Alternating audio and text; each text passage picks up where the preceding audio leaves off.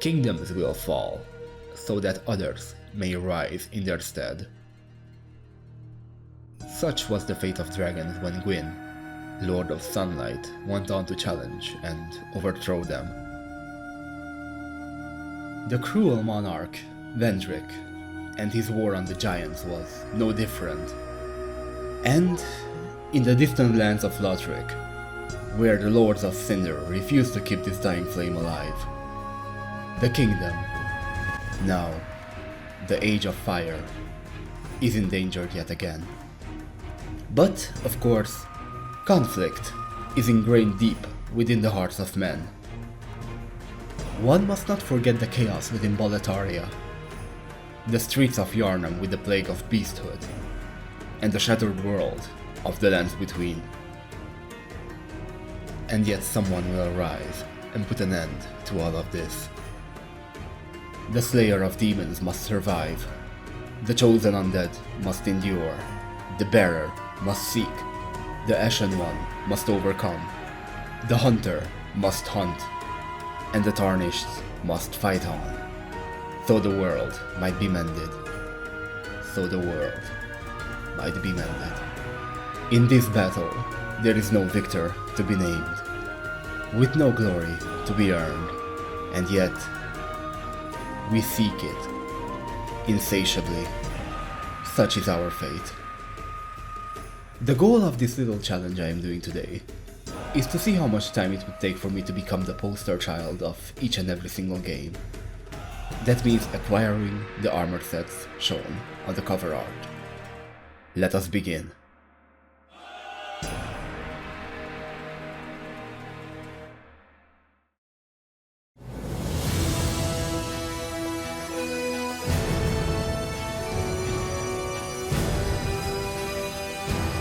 The fluted armor set is beauty incarnate. I don't know what makes me like this set so much. Maybe it's the simplicity, maybe it's the helmet. I'm really not sure, but man, does it look so good. So, how do you go on about obtaining this set? Interestingly enough, you can just start off as the knight and have this armor set unlocked from the get-go. So that should give you an idea of how much time it takes to obtain it. But let's pretend you want to play another class. What do you have to go through in order to acquire it? For my starting class, I'm going with the Magician because Firebolt, no other reason needed.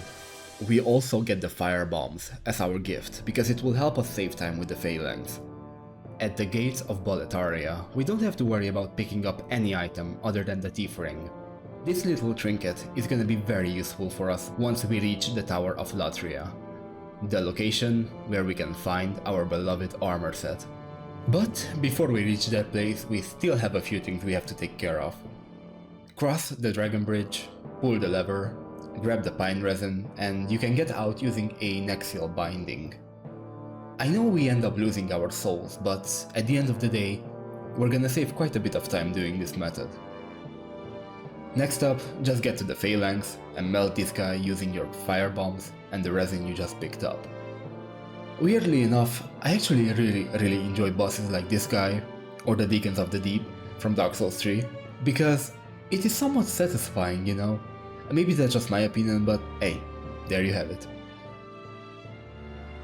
Anyway, once you are done, return to the Nexus and we have to buy a dagger and some spice. Dagger does good damage with the critical hits, and spice will fix any mana issues we might encounter. Although, considering that we're just here for the armor, we're gonna be fine. We are mostly gonna be running around grabbing the keys and getting to the bottom floor as soon as possible. And once you're here, you now have the armor, and your mission is over. Dark Souls 1 always makes me feel oddly nostalgic. And partially, it is all thanks to the Elite Knight set. I remember seeing this well over a decade ago, back when I had no idea or clue about what Dark Souls is meant to be. I think it's fair to say that this is probably the most iconic armor set From Software has ever created. And you know what? Let's give it what it deserves. A smooth, quick, and problem-free run. We start as the Thief because it has access to the Master Key. Our gift, of course, the Black Fire Bombs. As always, we talk to Oscar because that is faster than killing him, and the next thing you know, you're in Firelink Shrine. Get down to New London Ruins and make your way into the Valley of Drakes. From here, we have to reach the very bottom of Darkroot Garden. You can find the famous armor set laying on the floor. Discard it. Just left there for the next hollow to pick it up. Dark Souls 2 is a hot topic to this day, but I feel like we all can agree that the Fashion Souls is perfect. I mean, look at the cover armor, the Fermyon Knight. Sure, you could argue that it's not a very realistic looking armor set, nor is it a practical one. But man, it's so cool looking. I don't really care about anything else, it just looks so beautiful. It has a certain mature edginess to it, if that makes sense. Here's the problem though. If you want to obtain this glorious armor set, you have to play through a good chunk of the game to get it, as it is locked away in Drangleic Castle. But this is where the funky Dark Souls 2 mechanics come into play. Dark Souls 2 works like real life. If you are rich enough, you can skip a lot of the steps that you would otherwise be required to take. We start off by killing Molin for the Tseldora set. These clothes will make it even easier for us to get rich. Next up, you want to join the Covenant of Champions. Doing this will make it so that your enemies will keep respawning constantly. After that, we can kill this hippo 1000 times for 1 million souls. And then we can reach Drangleic Castle. Okay, sorry, I was just joking. In all seriousness, you're gonna be playing through the game normally for the most part, but you're gonna have two main goals. Number one, you want to beat the Prowling Magus and then pick up the bonfire aesthetic that is available after them, and you also want to do the same with the Skeleton Lords. Beating them is going to unlock the path towards the Harvest Valley, you meet up with Cloanne, you buy the bonfire aesthetic, and once you have 3 bonfire aesthetics you can make your way down to the gutter and you can just farm the Rotten while you're here. The items that are gonna help you the most is gonna be, obviously, a rapier, because the Rotten is weak to thrust damage and the rapier is just insanely good. And you could also buy a bunch of Bright Bugs from Melentia, and from the Head of Vanguard you could also get the Gold Pine Resin for the lightning damage. The Rotten is also weak to lightning, so, you know, good to have this. After you have gathered up 1 million souls, you will gain access to Drangleic, and the hard part is now over. Just open the door, drop into the hole, grab the armor set, and run for your life. We got what we came for, and that is all that matters.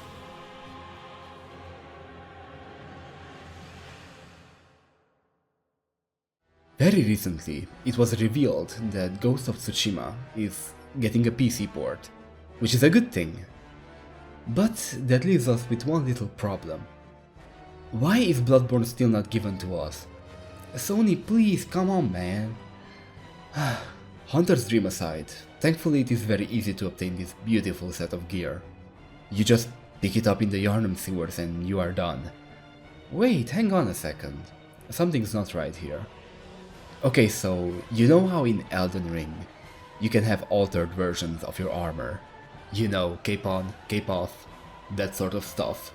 Let's just say that Bloodborne has something similar when it comes to the Hunter coat. You have 2 variations of this item, and sadly, this is not the armor that we need. The good thing is that we don't have to go very far in order to obtain this piece. We just have to get to the Grand Cathedral.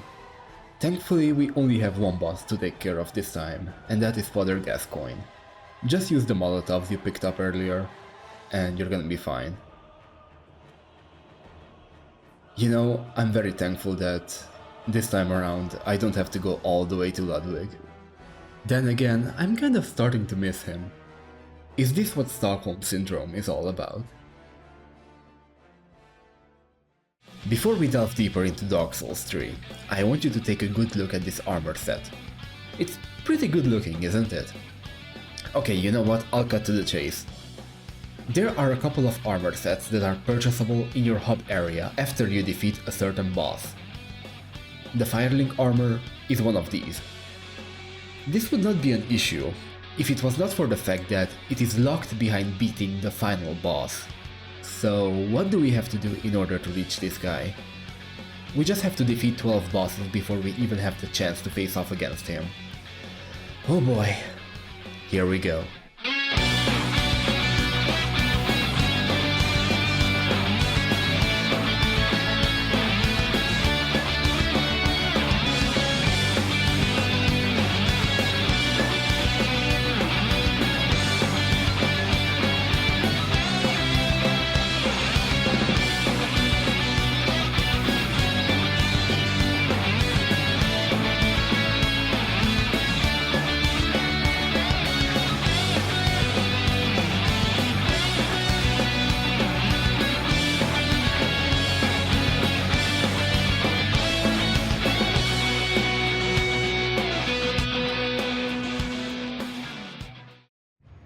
And now, it is finally time for Elden Ring, and I couldn't wait for it. I mean, look at the detail on this armor set. It looks gorgeous, right? You know that is not the armor set you're supposed to get, right? Wait, what? Okay, so here's a small issue. In a lot of the promotional materials, the Raging Wolf armor is the one getting all the love and attention. But on the cover of the game, you have Vike in the fingerprint set. And if we want to obtain it, we have to go all the way to the mountaintops of the giants. If you have watched up until this point, you probably caught on to a very important hidden detail. I am terrible at these games, and I think this will show especially at Elden Ring. But let's do it anyway. We start off with the samurai and the land between ruin. We need this thing for some early shopping. We grab the smithing stone near Kale, and we also buy the crafting kit and the cracked pots from him. Next up, we need a ride. And no, Marina, I am not talking about you. Can you please leave? Thank you. You then want to make your way over to Stormhill, pick up the Sight of Grace here and the Stone Sword key nearby. Next, we have to get the Strength tier from the nearby giant camp. Then we drop off the ledge and look for the Godric Knight who drops Golden Vow. After you are finished with that, you want to backtrack, jump off this rock, and grab the Exalted Flesh from this camp. 20% physical damage increase is huge, so it's worth getting this. Next up, as you leave the camp, you want to make your way over to this bridge, grab the smithing stones off the ground, and then also make a stop at this merchant. The most important thing is gonna be the cracked pot, the smithing stones, and the sword, so that we can put Golden Vow onto it later.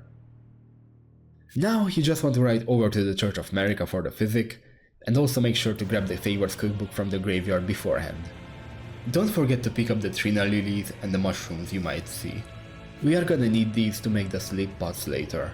Anyway, go into the Mistwoods for some more crystal tears and a talisman, and you're gonna be pretty much done here. Now your only goal is to reach Liurnia, upgrade your Uchigatana to +2, get into Eastern Magic Academy School, and reach the very bottom of it. If you die to the Iron Virgin's grab attack, you will be transported to Volcano Manor. And now comes the fun part. We just have to beat the Godskin Noble. If you are good enough, it is absolutely possible because of the sleep pots. But I personally couldn't get him reliably. So in my case, I did a little bit of extra work by getting some runes from Greyall and also Bloodhound's Fang. With a setup like this, the boss becomes an absolute joke, even for someone like me. So I am confident anyone else could replicate this very easily. With the noble defeated, your next target should be Rykard. I grab the Storm Ruler, but before I fight him, I have one small little side plan. You see, if you upgrade this thing, you will actually have an insane damage increase even during the boss fight itself. I don't know why, but I always assumed that the damage you do with this thing is gonna be percentage based, but I was wrong. Anyway, go to EG and have him upgrade it for you. Take out Rykard for an absurd amount of runes we can use to level up. Next up, you want to finish off the Virgin duo, because this will give you an easy path over to Atlas. After that, you want to take out the Tree Sentinel, hopefully you're gonna be better than I am, and once you are at Leyendell, we just want to meet up with Morgoth and put his foolish ambitions to rest. The way to the mountaintops is now open, and we can finally just get over to Vike, who, by the way, is a pushover, for the most part. He does hurt, to be honest, but he doesn't have a lot of health, so you're gonna be fine. Anyway, take his armor set and call it a day.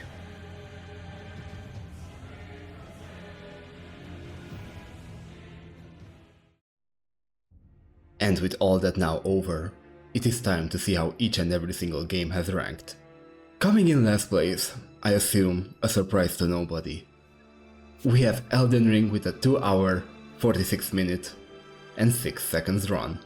I know it's really slow considering that the world record for this game is around 1 hour. But I will get better and do a faster run at some point. I promise. On 5th place, we have at 2 hours, 43 minutes and 35 seconds, Dark Souls 3. A similar situation as Elden Ring. It could be much faster if you're good at the game, but I'm gonna be honest, I am quite happy with this time. On the 4th place, we have everyone's favorite, Dark Souls 2. With 1 hour, 32 minutes and 47 seconds. 3rd place is taken with an impressive 15 minutes and 33 seconds, good old Demon Souls. 2nd place is what you call a redemption arc, Bloodborne, with the 8 minutes and 24 seconds. And 1st place, of course, ends up being taken by none other than the Elite Knight of Dark Souls 1, with a beautiful 6 minutes and 45 seconds. I want to say thank you to everyone who has watched, and I would also like to apologize that this ended up coming out much later than anticipated. I will try to be quicker next time around, but either way, I am ever grateful for all the comments and conversations I've been able to have with all of you. Thank you from the bottom of my heart, really. I hope you will have beautiful days ahead of you, and I will see you again soon. Take care, everybody. You may rest here too, if you like.